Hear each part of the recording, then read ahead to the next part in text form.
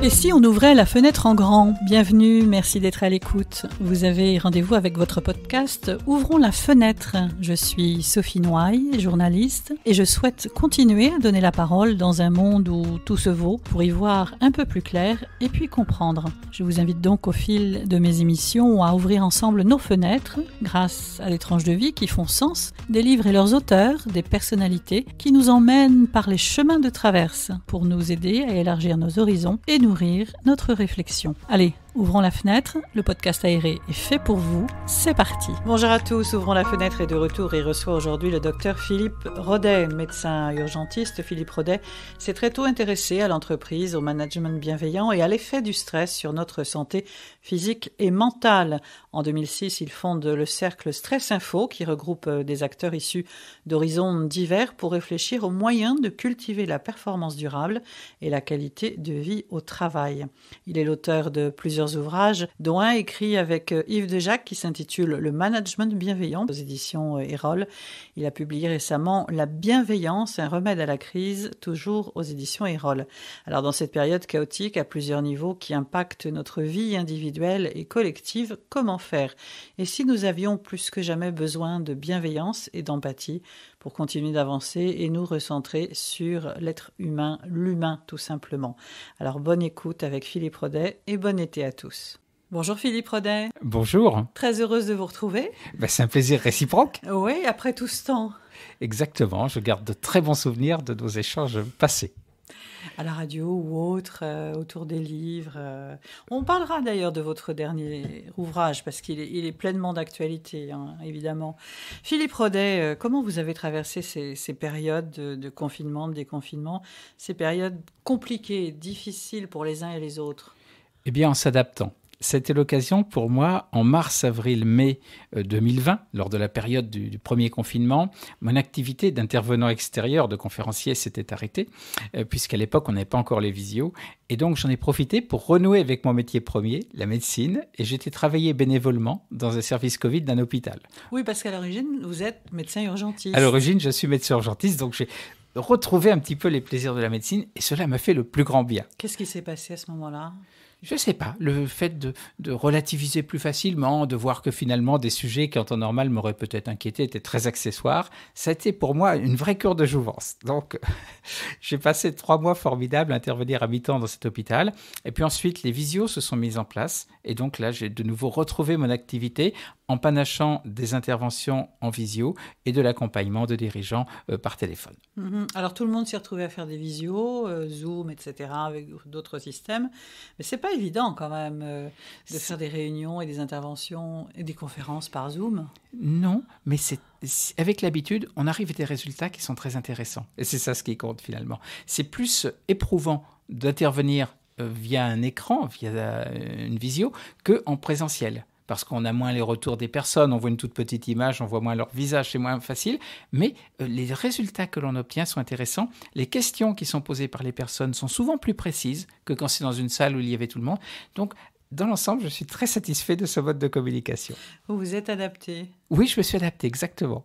Ouais, comme la plupart d'entre nous qui... On n'avait pas vraiment le choix, qui oui. n'avaient pas le choix, finalement. Tout à fait. On se rend compte que, on le voit avec le travail à distance, c'est quelque chose qui paraissait impossible avant. Puis d'un seul coup, cela s'est fait. On en parlera tout à l'heure, parce qu'apparemment, une partie des salariés n'a pas envie de revenir au travail. Oui, il va falloir trouver une situation d'équilibre, je pense, entre une partie en distance et une partie en présentiel.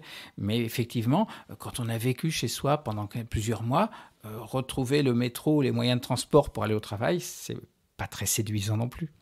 Est-ce que pour beaucoup, dans les échos que vous avez, que ce soit avec des managers, des chefs d'entreprise ou même des salariés, ça a vraiment remis en cause la valeur travail, même si ce mot valeur est un mot valise, mais cette notion de travail, on voit qu'elle a été profondément modifiée. Oui, je crois que cela a remis en cause, c'est qu'on a travaillé dans des conditions différentes. Certaines personnes qui vivaient dans une surface réduite à plusieurs personnes, ça n'a pas été facile. Et donc, travailler est peut-être encore plus difficile qu'autrement. En même temps, On a découvert des bons côtés du travail à distance. C'était de la fatigue en moins en raison d'un moins grand nombre de déplacements. Je crois qu'il faudra trouver un équilibre. Le travail, je crois que c'est ce qui permet, quand il est exercé dans de mauvaises conditions, à certaines personnes de souffrir, mais quand il s'exerce dans de bonnes conditions, aussi de se réaliser. Et ça, c'est indispensable dans l'espèce humaine. On a ressenti chez certains, effectivement, ce manque de lien social, cet isolement. Paradoxalement, en même temps qu'on pouvait peut-être profiter de ne pas bouger, de ne pas avoir les transports, les contraintes horaires, enfin, quoique, on était finalement isolés pour certains. Oui, les personnes, notamment les personnes qui vivent seules, qui se sont retrouvées chez elles à ne plus pouvoir aller au travail. Pour certaines personnes, le collectif de travail, c'était les principaux liens sociaux. Et là, en plus, on ne pouvait pas le soir aller dîner au restaurant avec des amis, avec de la famille, donc il n'y avait plus rien. Et je pense que pour certaines personnes, il y a eu un sentiment de solitude qui était développé. Et pas cette possibilité de se nourrir ailleurs, en fait. Non, on n'avait pas d'échappatoire possible, on n'avait pas d'horizon autre à aller chercher. Et c'était, je pense, très difficile pour cela. C'est pour ça que je pense que par la suite, il faudrait revenir à un système mixte, un peu de présentiel, un peu de travail à distance et un peu de souplesse surtout. Alors la souplesse, parlons-en, parce que Philippe Rodet, vous les côtoyez, ces chefs d'entreprise, ces managers qui, peut-être qu'au départ, ne voyaient pas aussi d'un bon œil le fait de ne plus avoir leurs salariés, j'allais dire, sous la main. Enfin, ne plus les voir en présence comme ça derrière leur ordinateur ou de ne pas pouvoir leur parler en tête-à-tête.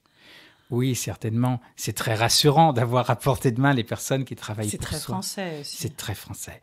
En revanche, on s'est rendu compte que finalement, les personnes qui travaillaient depuis leur domicile ont travaillé souvent plus que quand elles étaient en présentiel. Donc je crois que chacun doit prendre conscience de la réalité des faits. Si on accorde un peu d'autonomie à un collaborateur, il ne va pas en profiter pour ne rien faire. Il y a quand même, vous savez, c'est un journaliste canadien qui disait dans le journal Métro de Montréal qu'il y a un attachement au travail en France. Mais c'est tout à fait vrai. Et cette là, fameuse valeur travail, justement. Oui. Parce qu'on a l'impression quand même qu'il y a une recherche de sens différent par rapport à cette notion de travail. Vraiment, on a l'impression que pour certains, on perd le sens. Il n'y a plus cette qualité et cette notion de sens, on a envie de la retrouver. C'est vital. C'est à quoi on sert, c'est à quoi on est utile. Un DRH d'un grand groupe, Yves Desjacques, disait le sens, c'est ce qui permet à chacun de savoir à quoi il est utile. Et il disait prendre le temps d'expliquer, ce n'est pas perdre du temps, c'est temps gagné. Effectivement, il va falloir, dans le contexte actuel, que l'on aide nos collaborateurs à bien voir le sens de leur mission. Il ne suffira pas de leur dire « vous faites cela ». Il faut leur dire pourquoi on va leur demander de faire cela. Alors, est-ce que nos managers sont prêts à ça ? Vous savez, je crois que beaucoup de personnes se sont adaptées pendant cette période difficile et je pense que nos managers vont s'adapter aussi à cette période qui va être intermédiaire, qui va être compliquée. Une période où, honnêtement, on ne sait pas trop ce que l'épidémie va donner. Il va peut-être falloir continuer effectivement à travailler un petit peu à distance pour éviter que la propagation soit trop rapide. Donc il va falloir trouver de nouveaux équilibres. Jusqu'à maintenant, cette crise a au moins eu un impact positif, c'est qu'elle a permis de comprendre qu'on pouvait faire confiance à des collaborateurs. Voilà, on parlait tout à l'heure, vous parliez, Philippe Rodet, d'autonomie, mais alors le pilier confiance, c'est primordial, et va de pair. C'est essentiel. L'autonomie, c'est de la confiance que l'on traduit. Si on accorde un petit peu d'autonomie à quelqu'un, eh bien là, on a un peu fait confiance par obligation, mais on s'est rendu compte qu'on avait bien fait de faire confiance. Donc c'est quand même très positif. Oui, puisque les gens, comme vous le disiez, ont finalement travaillé plus, oui, avec une amplitude horaire beaucoup plus grande. Oui. Et sans d'ailleurs, justement, peut-être au départ, et ça c'est une des leçons pour les personnes qui se sont retrouvées en télétravail, de mettre des cadres, en fait, oui, de pouvoir limiter sa période de travail et sa vie personnelle. Ça a été aussi un avantage pour certaines personnes qui parfois avaient des enfants en bas âge et qui disaient, moi, le moment où je suis plus tranquille pour travailler, c'est le soir de 21h à 22h. Et je préfère récupérer 1 heure dans la journée, en plein milieu de la journée, que ce moment-là. Donc, ça a permis à chacun de s'adapter. Alors, ça ne veut pas dire qu'il faut que les personnes travaillent toute la nuit, bien sûr, et toute la journée, mais il va falloir de la souplesse. Je crois que le contexte actuel va nous amener à avoir un petit peu plus de souplesse, à tout point de vue. Avec bienveillance ? Je n'osais pas employer le mot, mais si vous l'utilisez, à partir du moment où on va accorder de la souplesse, on va agir pour le bien d'autrui, on sera bienveillant.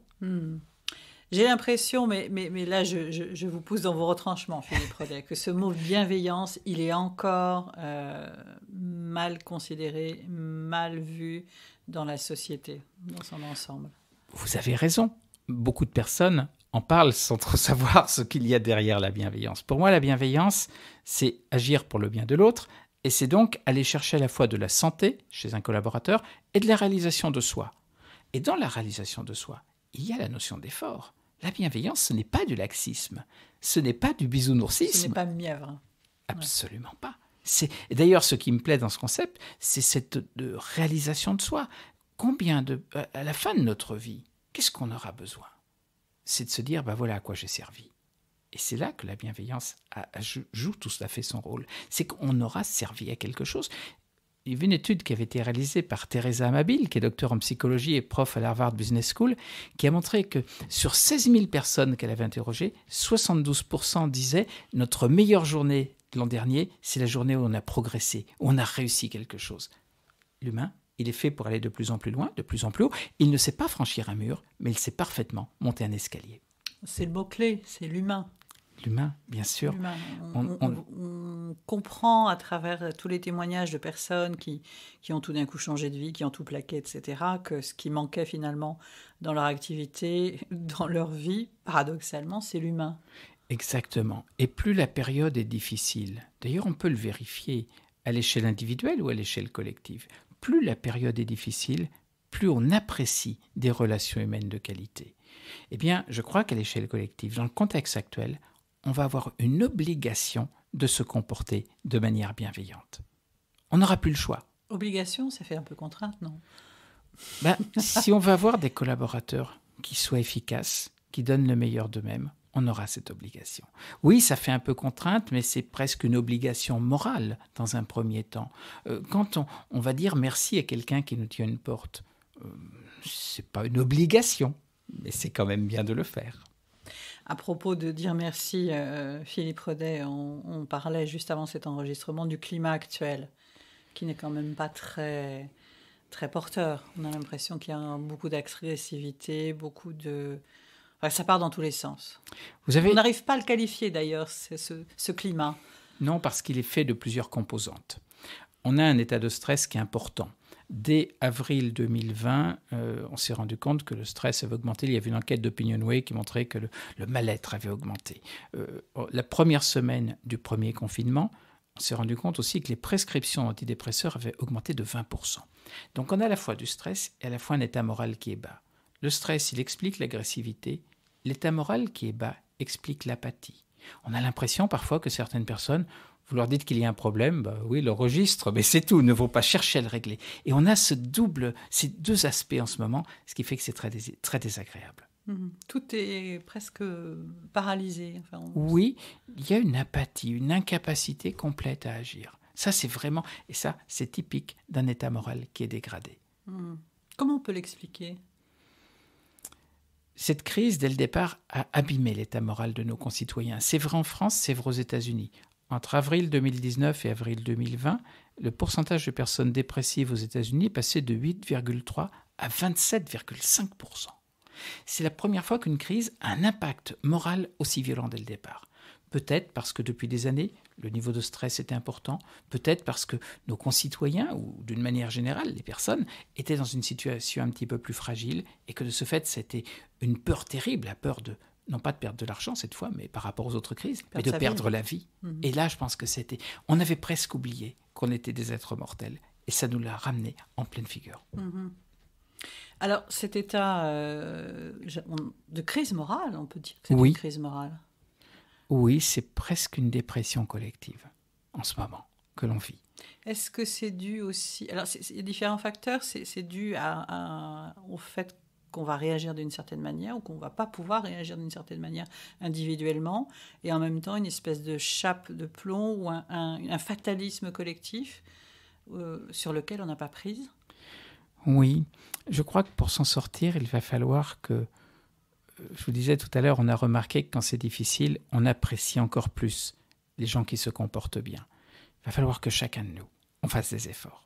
Bien sûr, ce n'est pas très spectaculaire comme propos, ce n'est pas un slogan de campagne, mais je crois que c'est à chacun de nous de faire des efforts. Philippe Rodet, on sort dans la rue, on prend le métro, même en bas de chez soi, les gens se comportent mal. On peut même, parfois, nous-mêmes, nous comporter mal. On est presque enclin à suivre le comportement, comportement grégaire, quoi. Je suis d'accord avec vous. Il m'arrive d'être surpris quand je laisse passer quelqu'un sur un trottoir que la personne ne me dise pas merci. Souvent, je lui dis merci, mais sans qu'elle ne remarque quoi que ce soit. Donc, il y a ces comportements-là, vous avez raison. Mais je suis persuadé d'une chose, c'est que si un minimum de personnes font l'effort de bien se comporter, ça va contaminer les autres et petit à petit, ça fera bouger les lignes. Vous voyez, mon optimisme pathologique est toujours présent. Et puis peut-être aussi avoir, ce qui a manqué beaucoup aux personnes, c'est une vision. C'est d'avoir un but. Savoir où l'on va. Ce célèbre psychologue d'origine hongroise, Mihaly Csikszentmihalyi, écrivait « Le but fournit l'énergie pour la vie ». On manque beaucoup d'énergie en ce moment et un nombre considérable de personnes n'ont pas de but. À quoi je vais ? Qu'est-ce que je vais aller chercher ? Et je crois que dans notre vie, si on veut traverser cette période au mieux, il faut à la fois qu'on apprenne aux personnes à diminuer leur niveau de stress, mais il faut qu'on les incite à se réaliser dans leur vie. Et ça, c'est essentiel. Et si elles se réalisent dans leur vie, eh bien c'est qu'elles auront un but, qui ne sera pas forcément professionnel, mais peut-être qu'elles auront un but à côté qui va leur permettre de vivre bien. Et ça, le but, il est essentiel. Si on décompose ce but en des objectifs intermédiaires, que l'on se rend compte que l'on progresse vers ce but, déjà, on vivra mieux. Du pas à pas. Du pas à pas, effectivement. Je ne crois pas au grand changement majeur par un coup de baguette magique. Je crois à l'action déterminée d'un nombre significatif de personnes. Pendant cette crise, vous êtes intervenu sur les réseaux sociaux aussi sur le sujet qui vous tient à cœur, et vous êtes le spécialiste, le stress. On vient d'en parler. Comment vaincre ce stress ? Alors, il y a deux niveaux où on peut agir. On peut agir à son propre niveau. En France, globalement, on ne se protège pas des effets du stress. Et on a tort. On devrait se protéger. C'est-à-dire qu'on résiste. Oui, puis on veut bien éventuellement manger des médicaments, mais prendre des médicaments, mais on ne va pas se protéger, alors que de petits exercices simples pourraient nous permettre d'être mieux et de garder les médicaments, qui sont fort utiles, mais dans des cas bien particuliers. Et ça serait un équilibre, à mon avis, nettement meilleur.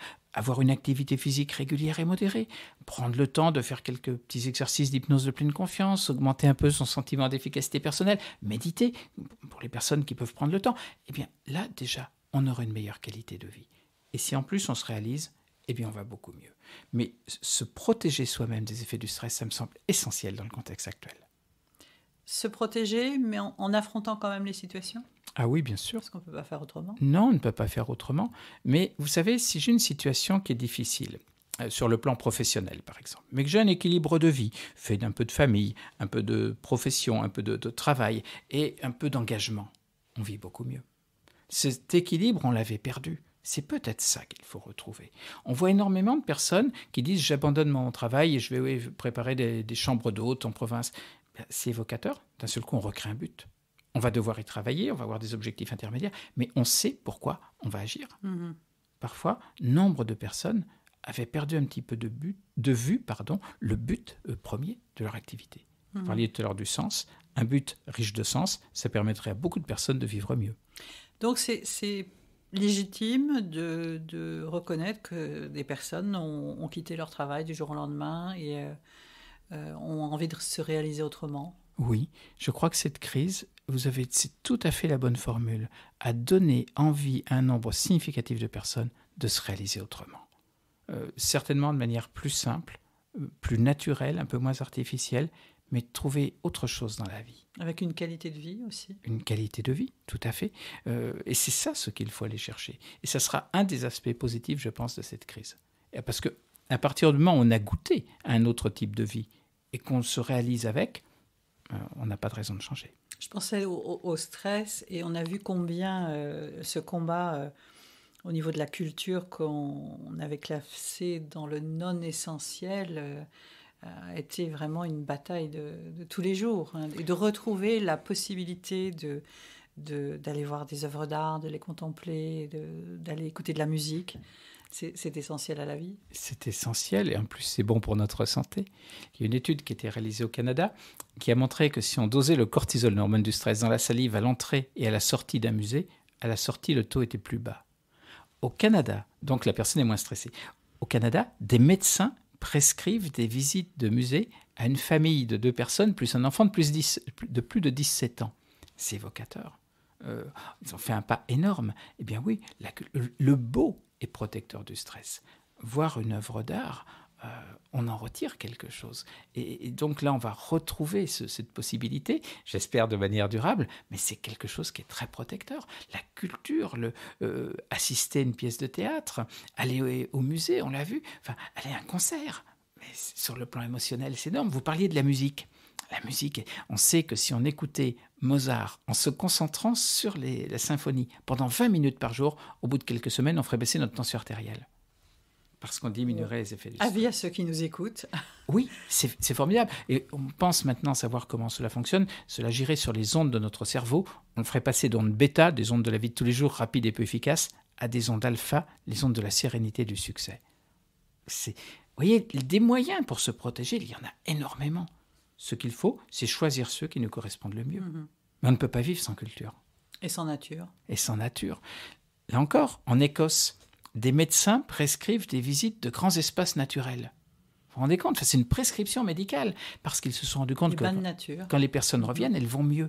On a besoin de la nature, on a besoin d'espaces verts, on a besoin de voir des plantes. C'est essentiel pour l'espèce humaine. C'est simple, finalement. Ben oui. À la portée pratiquement de tout le monde. Oui, alors, on peut dire que pour aller visiter un musée, il y a encore le coût de l'entrée, mais aller dans un grand espace naturel, ce n'est pas un coût énorme. Et ça, on peut le faire. Et ce sera nettement plus bénéfique que d'aller marcher sur un trottoir au milieu de tours en béton. Et bruyant. En plus, le bruit est une source de stress colossale, vous avez raison de le signaler. On s'est rendu compte qu'autour des aéroports, des grands aéroports, le pourcentage de personnes qui avaient de l'hypertension artérielle est plus élevé que sur le reste du pays en raison du bruit provoqué par les avions. Mais on s'est rendu compte de cette pollution sonore en sortie de confinement, puisqu'on avait réussi quand même à profiter et à retrouver ce silence, le chant des oiseaux, qui nous paraissait miraculeux tout d'un coup. Et puis on est retombé finalement dans cette ambiance sonore agressive. Le bruit est agressif. Le bruit va provoquer du stress et le stress va augmenter notre sensibilité au bruit. Donc on voit que l'agression vécue par le bruit, on n'a presque pas évolué sur ce point depuis des années. C'est toujours une agression terrible pour l'être humain. À Paris... Et ce n'est pas pris en compte. Non. À Paris, on n'a jamais de silence. Ouais. À 3 heures du matin, vous entendez du bruit. Et alors que dès que je vais en province, la première des choses que je remarque le soir, c'est l'absence de bruit. Comme quoi, notre cerveau y est sensible.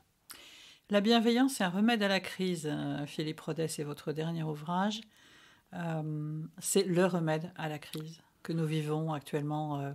Alors en France, plus largement, même en Occident. Je pense que c'est un remède puissant. C'est un remède qui va être incontournable. On va devoir se comporter autrement. On va devoir se protéger soi. On va devoir se réaliser dans sa vie. Et on va devoir permettre aux personnes qui sont autour de nous de mieux se protéger, de les protéger parfois grâce à nos comportements et de les aider à se réaliser dans leur travail. Je crois qu'on n'aura pas beaucoup de choix. C'est ce qui me rend optimiste. Et là, c'est vraiment une conversion à 360 degrés, parce que c'est aussi considérer l'autre et non pas forcément que soi. Oui, c'est considérer l'autre, mais vous savez, finalement, le bonheur, c'est ce qu'on fait pour les autres. On dit souvent l'argent ne fait pas le bonheur. Si, il peut le faire dans un cas, si on l'utilise pour les autres. Mais pour soi, on va s'acheter un bel objet. Ça va être un petit moment de plaisir. Le bonheur, c'est ce qu'on aura fait pour l'autre. Et en même temps, on est dans ce mouvement de développement personnel, Philippe Rodès, qui dit que, voilà, de toute façon, il faut d'abord se rendre heureux soi, avant de rendre les autres heureux. On est vraiment dans cet individualisme et cette culture du petit bonheur où c'est soi d'abord. Je pense qu'il faut qu'on rende les autres heureux pour être heureux. Vous savez, je l'ai vérifié quand j'étais très jeune, interne en médecine. Un 24 décembre, il y a une histoire dramatique qui se produit, un enfant qui a un accident qu'on ne pourra pas ranimer. Et le soir, j'ai une sortie de prévue, je n'avais pas du tout envie de sortir, je l'annule. Et c'était quelques semaines avant que l'on parte travailler à Sarajevo. Et ce soir-là, je m'investis sur cette mission. À 3 heures du matin, je m'en fais la remarque tellement je me sentais bien. C'est ce qu'on fait pour les autres qui va nous aider. Hans Selye, l'homme qui a décrit la réaction de stress pour la première fois en 1936 au Canada, disait « Le meilleur traitement du stress, c'est l'engagement dans une cause d'intérêt général. Ainsi s'opère une forme d'altruisme égoïste. » C'est ce qu'on fait pour les autres qui va nous permettre d'être bien. Altruisme égoïste, si on agit pour les autres, on ne le fera pas pour se protéger. On se fait du bien. On se fait du bien, en quelque sorte. Faire le bien fait du bien. C'est ça ce qu'il faut que l'on trouve. Il ne faut pas que l'on ne pense qu'à soi. On se détruirait. L'humain, il est quand même fait pour aider autrui. Il est fait pour... C'est le collectif qui est important. C'est pas soi. Sinon, on aurait une vie très étriquée. Faite de petits plaisirs, mais jamais de bonheur. Réflexion à mener. Pendant les vacances, par exemple, c'est le moment propice. Oui, il faut essayer de réfléchir, il faut essayer de voir comment on veut vivre. À quel moment on va se dire quelle a été ma vie? Qu'est-ce que j'ai fait? À quoi j'ai été utile? Et ça, c'est important qu'on puisse répondre à cette question le moment venu. Une de vos consoeurs, qui est aussi spécialiste RH, me disait, par rapport à ces témoignages reçus de gens qui ont quitté leur travail ou qui ont décidé de changer de vie, à un moment donné, on s'est regardé dans le miroir et on n'a pas aimé ce qu'on a vu. Oui, il faut que l'on se comporte bien dans le domaine de l'entreprise. Il faut que l'on prenne conscience qu'entre 100 personnes qui vont venir travailler en disant vivement vendredi et 100 personnes qui auront envie de bien faire, on n'aura pas le même résultat. Et ça, ce ne sont pas des statistiques, ce ne sont pas des tableaux qui vont nous permettre de le gérer. Il faut que chacun retrouve la voie de comportement profondément humain. Ça, c'est essentiel. Donc la mission va continuer pour vous, Philippe, rien plus que jamais? Plus que jamais. Je crois vraiment que la bienveillance est un remède à la crise, qu'il va falloir essayer de convaincre un nombre croissant de personnes. Et d'ailleurs, vous m'y aidez actuellement. Alors Philippe, la question évidemment du podcast, si on ouvrait la fenêtre, qu'est-ce que vous voudriez y voir par cette fenêtre? Des arbres, de la verdure, des personnes qui s'entraident. Et pour moi, il n'y a pas plus fort qu'une personne qui en aide une autre. On voit parfois des situations compliquées et puis on voit émerger une personnalité, un beau comportement. Et ça, je veux dire que ça me rend très heureux. Donc, et c'est contagieux? Pour moi, oui. Dans le bon sens du terme. Dans le bon sens du terme, c'est une véritable contagion de la bienveillance qui s'opère. Cette bienveillance, elle s'appuie sur des émotions. Les émotions sont contagieuses, donc elle est forcément contagieuse. Si chacun de nous fait un petit effort, on fera bouger les lignes. Merci Philippe Rodet. Merci à vous, Sophie. Très bon été. Vous de même, merci beaucoup. À bientôt. Au plaisir. Merci beaucoup à mon invité. C'est toujours un plaisir de tendre le micro à des personnes qui arrivent à se rendre disponibles et qui ont cette générosité pour partager ce qu'elles vivent et puis nous aider aussi à aller plus loin à travers leur expérience et puis leurs propos. Alors si ce podcast vous a plu, eh bien je vous invite à laisser des commentaires et des suggestions. Ouvrons la fenêtre est un podcast indépendant qui a besoin de vous pour poursuivre sa route. Et je vous invite donc à me laisser des étoiles sur les plateformes d'écoute et puis vous pouvez également les partager dans votre réseau comme vous le souhaitez. Vous pouvez aussi devenir contributeur de cette émission via la cagnotte Tipeee. Vous avez toutes les informations à chaque fois en dessous des textes qui accompagnent chaque épisode. Et puis je vous donne rendez-vous également sur mon site ouvronslafenêtre.fr pour aller plus loin et retrouver l'ensemble des épisodes et puis parfois des illustrations, des photos qui accompagnent les podcasts. Alors merci infiniment pour votre fidélité et puis pour votre confiance. À très bientôt pour un nouveau rendez-vous avec Ouvrons la fenêtre. Abonnez-vous et puis portez-vous bien en attendant.